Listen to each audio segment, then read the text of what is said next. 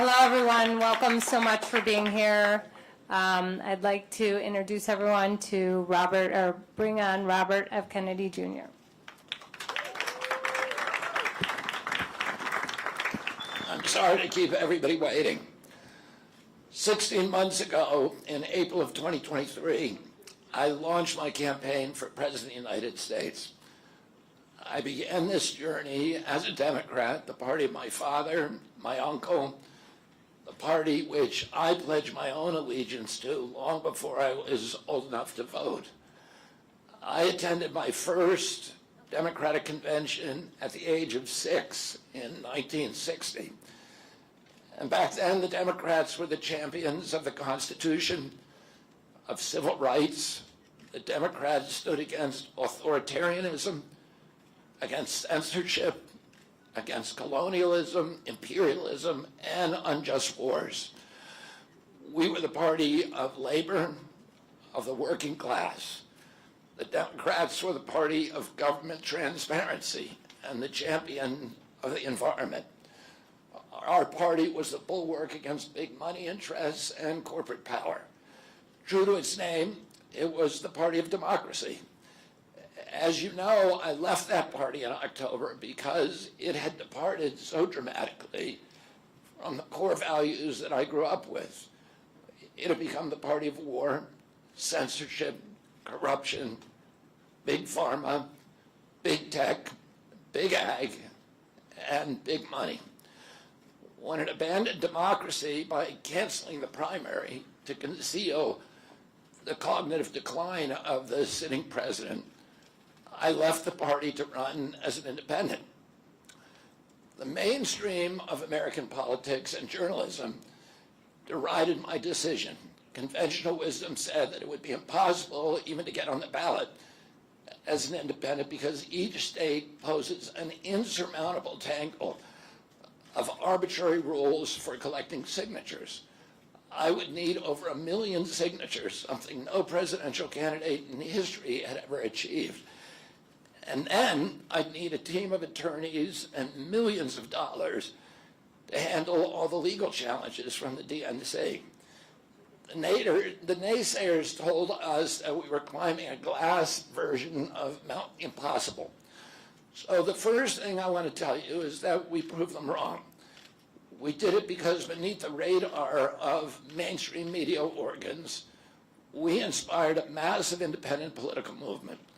More than 100,000 volunteers sprang into action, hopeful that they could reverse our nation's decline. Many worked 10-hour days, sometimes in blizzards and blazing heat. They sacrificed family time, personal commitments, and sleep month after month, energized by a shared vision of a nation healed of its divisions.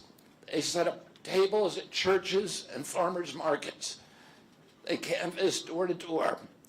In Utah and in New Hampshire, volunteers collected signatures in snowstorms, convincing each supporter to stop in the frigid cold, to take off their gloves, and to sign legibly.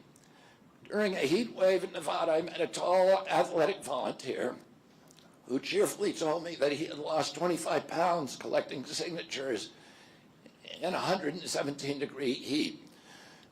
To finance this effort, young Americans donated their lunch money, and senior citizens gave up part of their Social Security checks.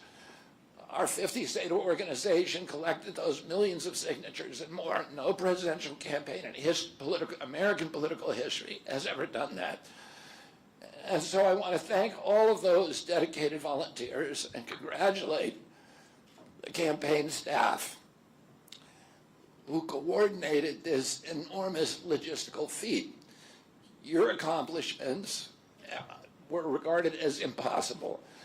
You carried me up that glass mountain. You pulled off a miracle. You achieved what all the pundits said could never be done. You have my deepest gratitude, and I'm never going to forget that, not just for what you did for my campaign, but for the sacrifices you made because you love our country. You showed everyone that democracy is still possible here. It continues to survive in the press and in the idealistic human energies that still thrive beneath the canvas of neglect and of official and institutional corruption. Today, I'm here to tell you that I will not allow your efforts to go to waste. I'm here to tell you that I will leverage your tremendous accomplishments to serve the ideals that we share, the ideals of peace, of prosperity, of freedom, of health, all the ideals that motivated my campaign. I'm here today to describe the path forward that you've opened with your commitment and with your hard labors. Now, in an honest system, I believe that I would have won the election. In a system the kind that my father and my uncles thrived in, a system with open debates, with fair primaries, with regularly scheduled debate, with fair primaries, and with a truly independent media untainted by government propaganda and censorship. In a system of nonpartisan courts and election boards, everything would be different. After all, the polls consistently showed me beating each of the other candidates, both in favorability and also in head-to-head matchups. But I'm sorry to say that while democracy may still be alive at the grassroots, it has become little more than a slogan for our political institutions, for our media, and for our government, and most sadly at all for me, for the Democratic Party. In the name of saving democracy, the Democratic Party set itself to dismantling it, lacking confidence in its candidate, that its candidate could win in a fair election at the voting booth. The DNC waged continual legal warfare against both President Trump and myself.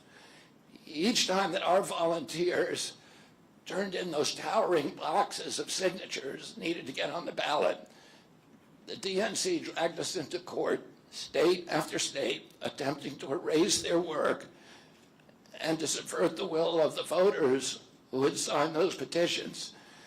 It deployed DNC-aligned judges to throw me and other candidates off the ballot and to throw President Trump in jail. It ran a sham primary that was rigged to prevent any serious challenge to President Biden. Then, when a predictably bungled debate performance precipitated the palace coup against President Biden, the same shadowy DNC operatives appointed his successor, also without an election. They installed a candidate who was so unpopular with voters that she dropped out in 2020 without winning a single delegate. My uncle and my father both relished debate. They prided themselves on their capacity to go toe-to-toe with any opponent in the battle over ideas. They would be astonished to learn of a Democratic Party presidential nominee who, like Vice President Harris, has not appeared in a single interview or an unscripted encounter with voters for 35 days. This is profoundly undemocratic.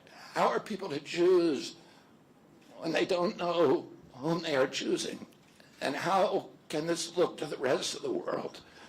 My father and my uncle were always conscious of America's image abroad because of our nation's role as the template for democracy, the role model for democratic processes, and the leader of the free world. Instead of showing us her substance and character, the DNC and its media organs engineered a surge of popularity for Vice President Harris based upon, well, nothing.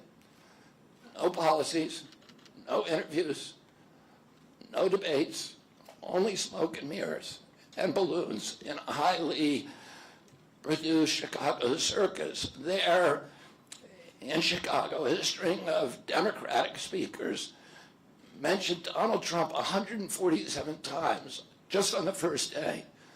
Oh, who needs a policy when you have Trump to hate? In contrast, at the RNC convention, President Biden was mentioned only twice in 4 days. I do interviews every day. Many of you have interviewed me, Anybody who asks gets to interview me. Some days I do as many as 10. President Trump, who actually was nominated and won an election, also does interviews daily. How did the Democratic Party choose a candidate that has never done an interview or debate during the entire election cycle? We know the answers. They did it by weaponizing the government agencies. They did it by abandoning democracy. They did it by suing the opposition and by disenfranchising American voters. What most alarms me isn't how the Democratic Party conducts its internal affairs or runs its candidates. What alarms me is the resort to censorship and media control and the weaponization of the federal agencies. When a U.S. president colludes with or outright coerces media companies to censor political speech, it's an attack on our most sacred right of free expression, and that's the very right upon which all of our other constitutional rights rest. President Biden mocked Vladimir Putin's 88% landslide in the Russian elections, observing that Putin and his party controlled the Russian press, and that Putin prevented serious opponents from appearing on the ballot. But here in America, the DNC also prevented opponents from appearing on the ballot. And our television networks expose themselves as Democratic Party organs.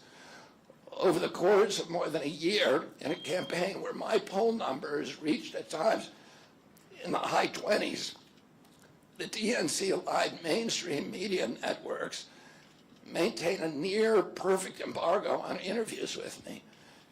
During his 10-month presidential campaign in 1992, Ross Perot gave 34 interviews on mainstream networks. In contrast, during the 16 months since I declared, ABC, NBC, CBS, MSNBC, and CNN combined gave only 2 live interviews from me. Those networks instead ran a continuous deluge of hit pieces with inaccurate, often vile, pejoratives and defamatory smears. Some of those same networks and colluded with the DNC to keep me off the debate stage.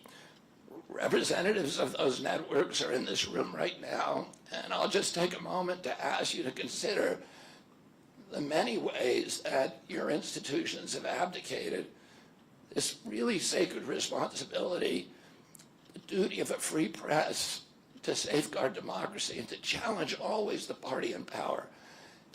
Instead of maintaining that posture of fierce skepticism toward authority, your institutions have made themselves government mouthpieces and stenographers for the organs of power. You didn't alone cause the devolution of American democracy, but you could have prevented it. The Democratic Party's censorship of social media was even more of a naked exercise of executive power. This week, a federal judge, Terry Doty, upheld my injunction against President Biden, calling the White House's censorship project, quote, the most egregious violation of the First Amendment in the history of the United States of America. Doty's previous 155-page decision details how just 37 hours after he took the oath of office, swearing to uphold the Constitution, President Biden and his White House opened up a portal and then invited the CIA, the FBI, CISA, which is a censorship agency, it's the center of the censorship industrial complex, DHS, the IRS, and other agencies to censor me and other political dissidents on social media. Even today, users who try to post my campaign videos to Facebook or YouTube get messages that this content violates community standards. 2 days after Judge Doty rendered his decision this week, Facebook was still attaching warning labels to an online petition calling on ABC to include me in the upcoming debate. They said that violates community standards, their community standards. The mainstream media was once the guardian of the First Amendment and democratic principles, and has joined this systemic attack on democracy. It also, the media justifies their censorship on the grounds of combating misinformation, but governments and oppressors don't censor lies. They don't fear lies. They fear the truth, and that's what they censor. And I don't want any of this to sound like a personal complaint, because it's not. For me, it's all part of a journey, and it's a journey that I signed up with. But I need to make these observations because I think they're critical for us doing the thing that we need to do as citizens in a democracy to assess where we are in this country and what our democracy still looks like, and the assumptions about U.S. leadership around the globe. And are we really still a role model for democracy in this country? Or have we made it, a kind of a joke? And here's the good news. While mainstream outlets denied me a critical platform, they didn't shut down my ideas, which have especially flourished among young voters and independent voters, thanks to the alternative media. Many months ago, I promised the American people that I would withdraw from the race if I became a spoiler. A spoiler is someone who will alter the outcome of the election but has no chance of winning. In my heart, I no longer believe that I have a realistic path to electoral victory in the face of this relentless systematic censorship and media control. So I cannot in good conscience ask my staff and volunteers to keep working their long hours or ask my donors to keep giving when I cannot honestly tell them that I have a real path to the White House. Furthermore, our polling consistently showed that by staying on the ballot in the battleground states, I would likely hand the election over to the Democrats, with whom I disagree on the most existential issues: censorship, war, and chronic disease. Oh, I want everyone to know that I am not terminating my campaign. I am simply suspending it and not ending it. My name will remain on the ballot in most states. If you live in a blue state, you can vote for me without harming or helping President Trump or Vice President Harris. In red states, the same will apply. I encourage you to vote for me. And if enough of you do vote for me, and neither of the major party candidates win 270 votes, which is quite possible. In fact, today our polling shows them tying at 269 to 269. And I could conceivably still end up in the White House in a contingent election. But in about 10 battleground states where my presence would be a spoiler, I'm going to remove my name. And I've already started that process and urge voters not to vote for me. It's with a sense of victory and not defeat that I'm suspending my campaign activities. Not only did we do the impossible by collecting 1 million signatures, we changed the national political conversation forever. Chronic disease, free speech, government corruption, breaking our addiction to war have moved to the center of politics. I can say to all who have worked so hard in the last year and a half, thank you for a job well done. 3 great causes drove me to enter this race in the first place, primarily. And these are the principal causes that persuaded me to leave the Democratic Party and run as an independent. And now to throw my support to President Trump. The causes were free speech, a war in Ukraine, and the war on our children. I've already described some of my personal experiences and struggles with the government's censorship industrial complex. I want to say a word about the Ukraine war.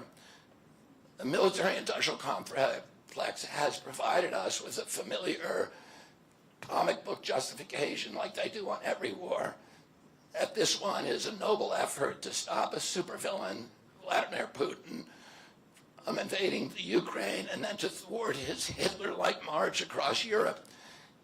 In fact, tiny Ukraine is a proxy in a geopolitical struggle initiated by the ambitions of the U.S. neocons for American global hegemony. I'm not excusing Putin for invading Ukraine. He had other options. But the war is Russia's predictable response to the reckless neocon project of extending NATO to encircle Russia, a hostile act. The credulous media rarely explain to Americans that we unilaterally walked away from 2 intermediate nuclear weapons treaties with Russia and then put nuclear-ready Aegis missile systems in Romania and Poland. This is a hostile act. And that the Biden White House repeatedly spurned Russia's offer to settle this war peacefully. The Ukraine war began in 2014 when U.S. agencies overthrew the democratically elected government of Ukraine and installed a hand-picked pro-Western government that launched a deadly civil war against ethnic Russians in Ukraine. In 2019, America walked away from a peace treaty, the Minsk Agreement, that had been negotiated between Russia and Ukraine by European nations. And then in April of 2022, we wanted the war.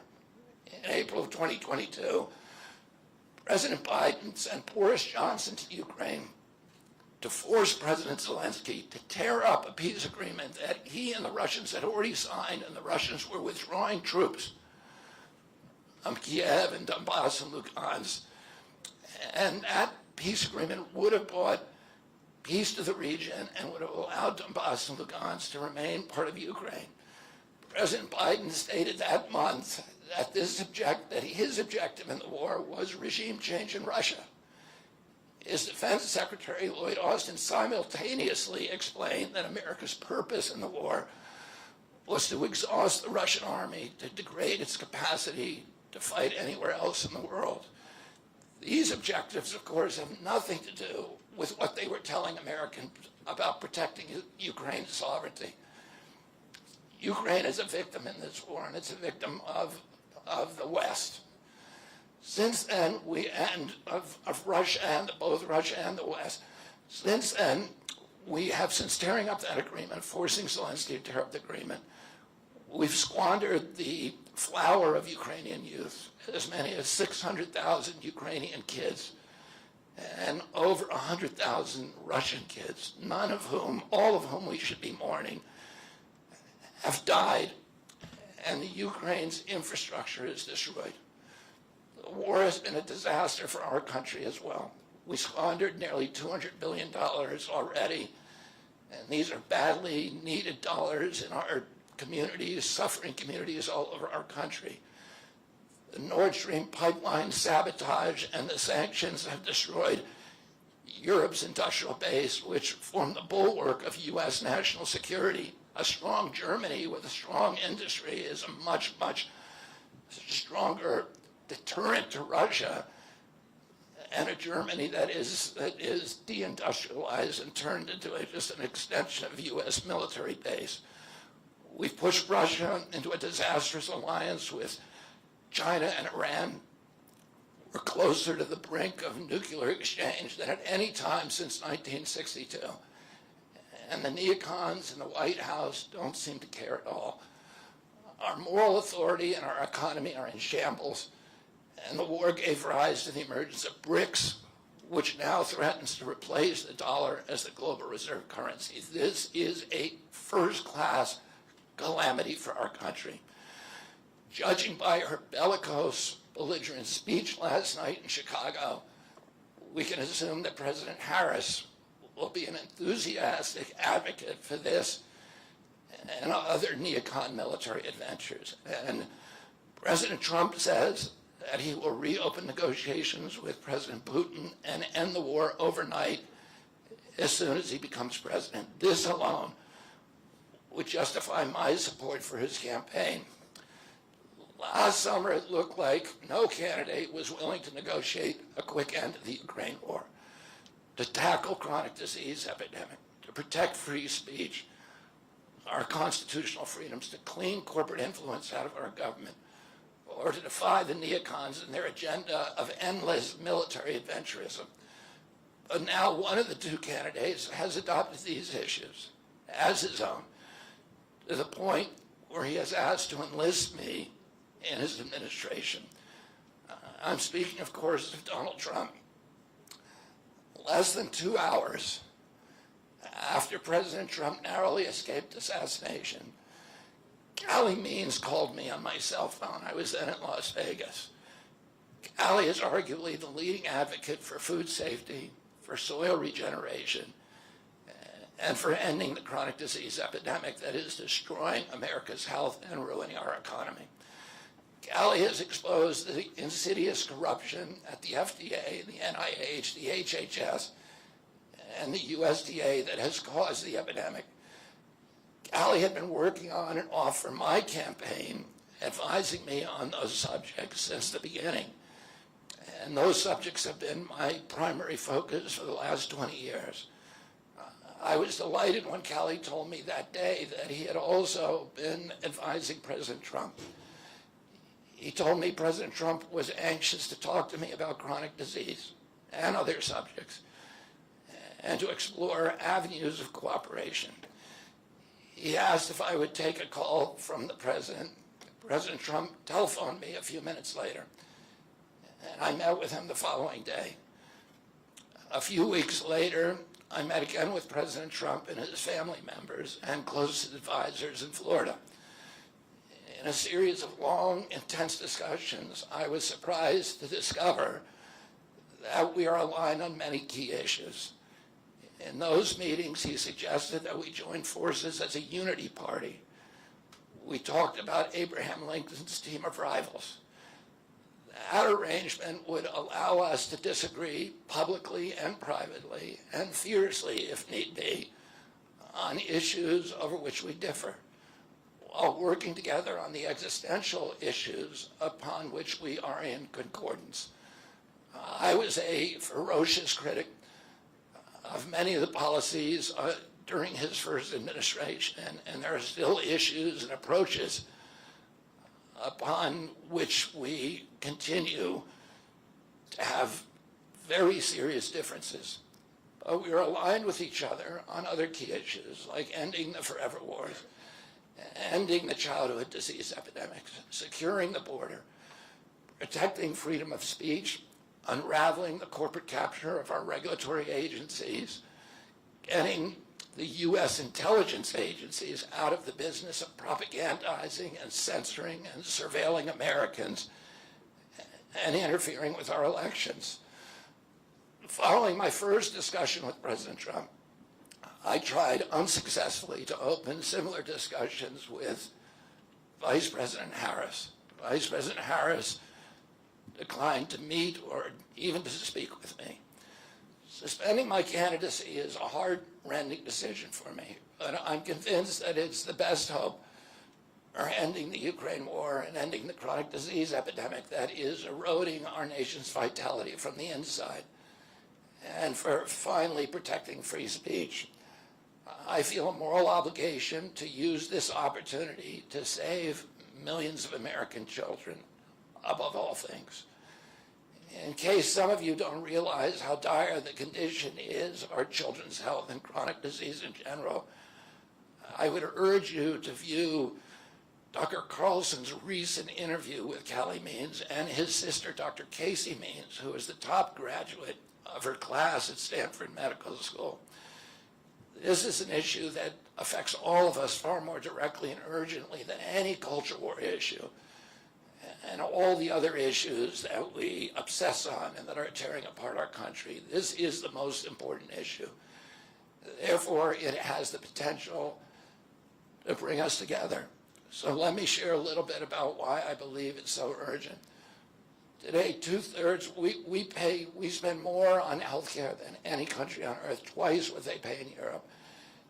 And yet we have the worst health outcomes of any nation in the world. We're about 79th in health outcomes behind Costa Rica and Nicaragua and Mongolia and other countries.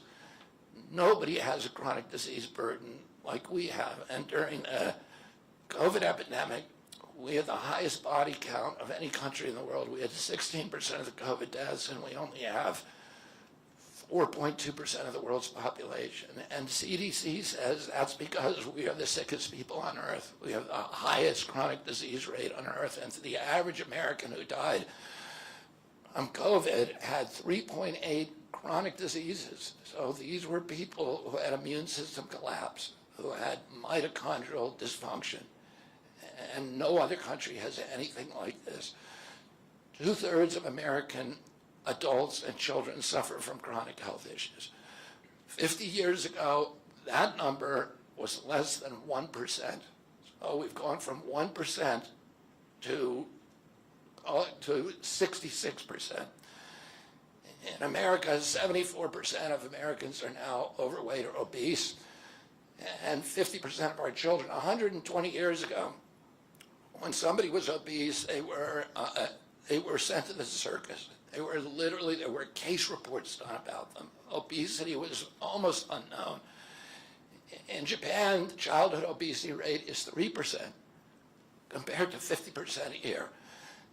Half of Americans have pre-diabetes or type 2 diabetes. When my uncle was president, I was a boy. Juvenile diabetes was effectively non-existent. A typical pediatrician would see one case of diabetes during his entire career, a 40 or 50-year career. Today, 1 out of every 3 kids who walks through his office door is diabetic or pre-diabetic. And the mitochondrial disorder that caused diabetes also causing Alzheimer's, which is now classified as diabetes. And it's costing this country more than our military budget every year. There's been an explosion of neurological illnesses that I never saw as a kid: ADD, ADHD, speech delay, language delay, Tourette's syndrome, narcolepsy, ASD, Asperger's, autism. In the year 2000, the autism rate was 1 in 1,500. Now autism rates in kids are 1 in 36, according to CDC nationally. Nobody's talking about this. 1 in every 22 kids in California has autism. And this is a crisis that 77% of our kids are too disabled to serve in the United States military. What is happening to our country? And why isn't this in the headlines every single day? There's nobody else in the world that is experiencing this. This is only happening in America. About 18%, and by the way, there has been no change in diagnosis, which the industry sometimes like to say. There has been no change in screening. This is a change in incidence. In my generation, 70-year-old men, the autism rates are about 1 in 10,000. In my kids' generation, 1 in 34. I'll repeat, in California, 1 in 22. Why are we letting this happen? Why are we allowing this to happen to our children? These are the most precious assets that we have in this country. How can we let this happen to them? About 18% of American teens now have fatty liver disease. That's like 1 out of every 5. That disease, when I was a kid, only affected late-stage alcoholics who were elderly. Cancer rates are skyrocketing in the young and the old. Young adult cancers are up 79%. 1 in 4 American women is on antidepressant medication. 40% of teens have a mental health diagnosis. And 15% of high schoolers are on Adderall, and 500,000 children on SSRIs. So what's causing this suffering? I'll name 2 culprits. First, and the worst, is ultra-processed food. About 70% of American children's diet is ultra-processed. That means industrial manufactured in a factory. These foods consist primarily of processed sugar, ultra-processed grains, and seed oils.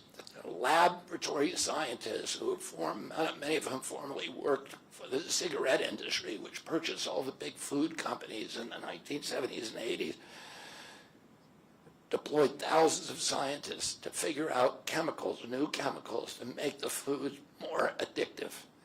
And these ingredients didn't exist 100 years ago.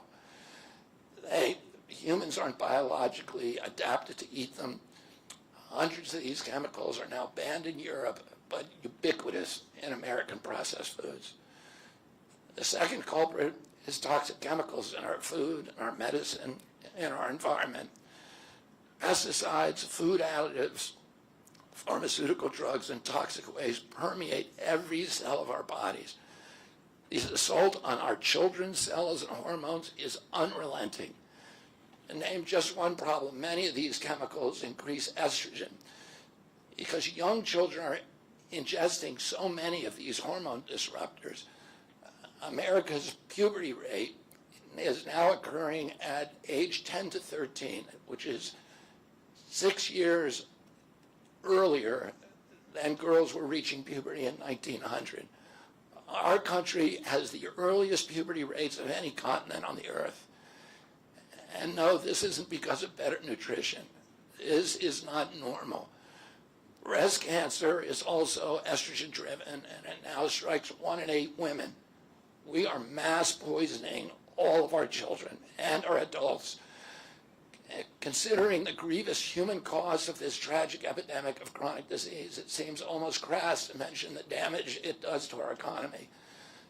But I'll say, it is crippling the nation's finances. When my uncle was president, our country spent $0 on chronic disease. Today, government health care spending is almost all for chronic disease. And it's double the military budget. And it is the fastest growing budget item in the federal budget.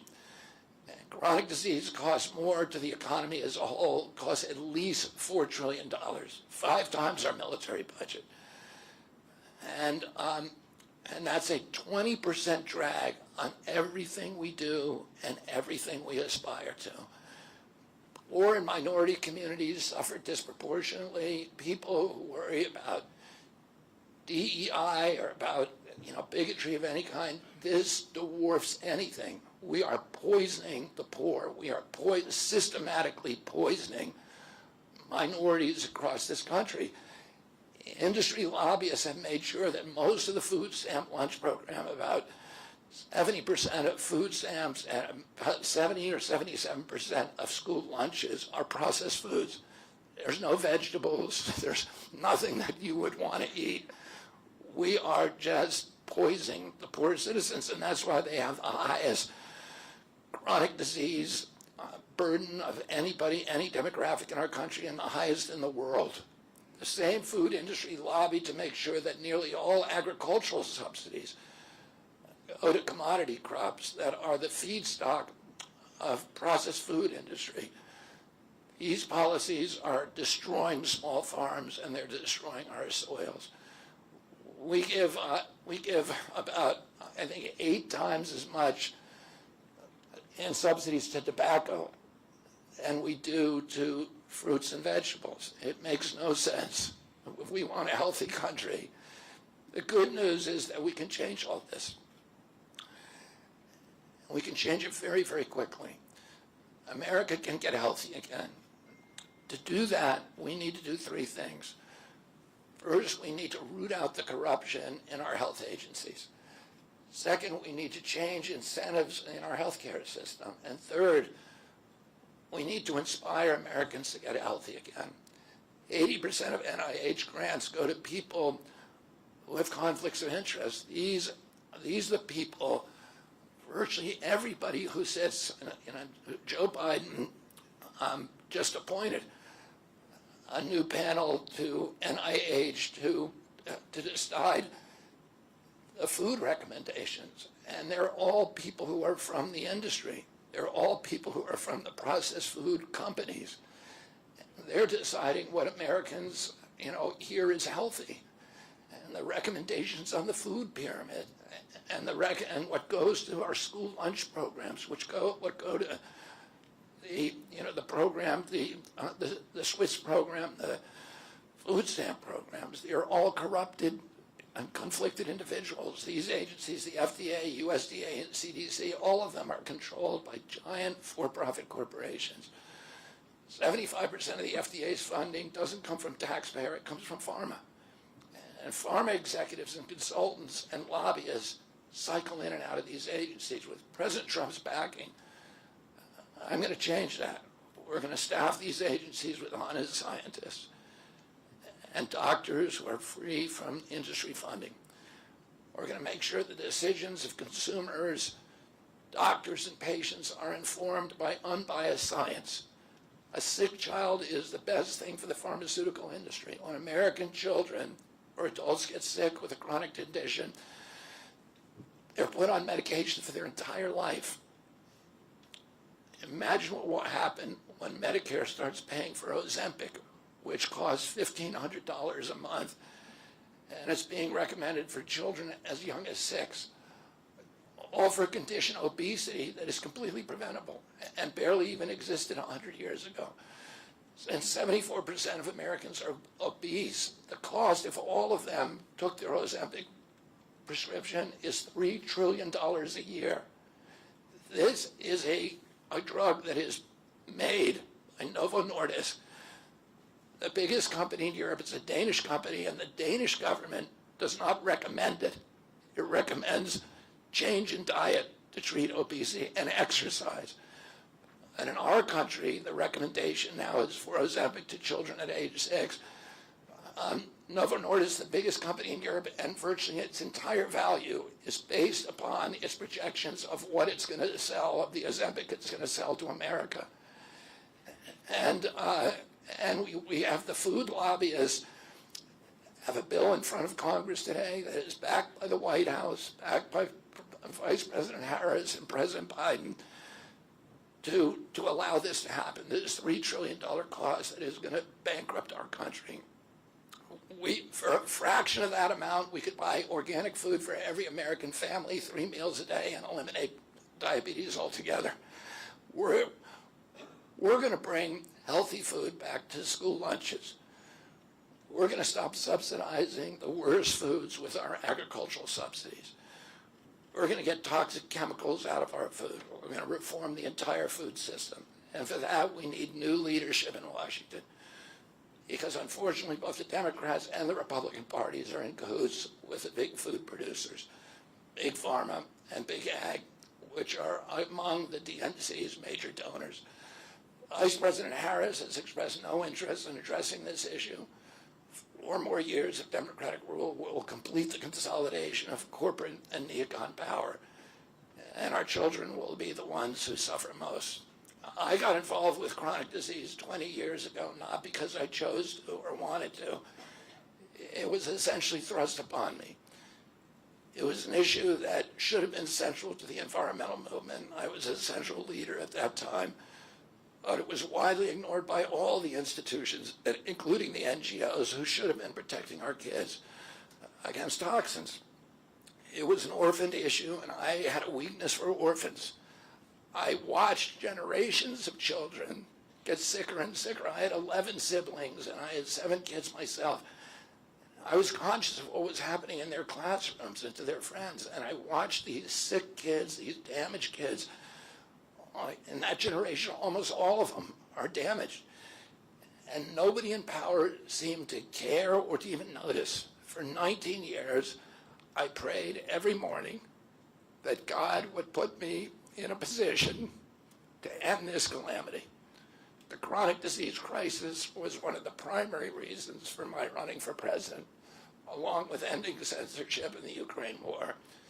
It's the reason I've made the heart-wrenching decision to suspend my campaign and to support President Trump. This decision is agonizing for me because of the difficulties it causes my wife and my children and my friends.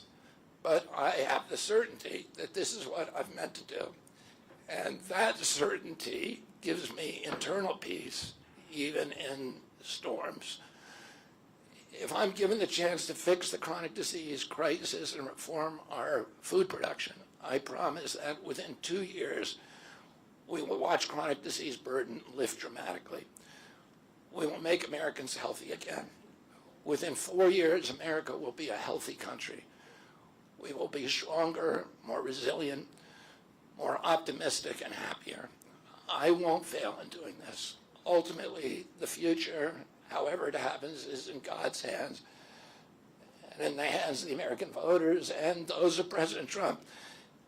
If President Trump is elected and honors his word, the vast burden of chronic disease that now demoralizes and bankrupts the country will disappear.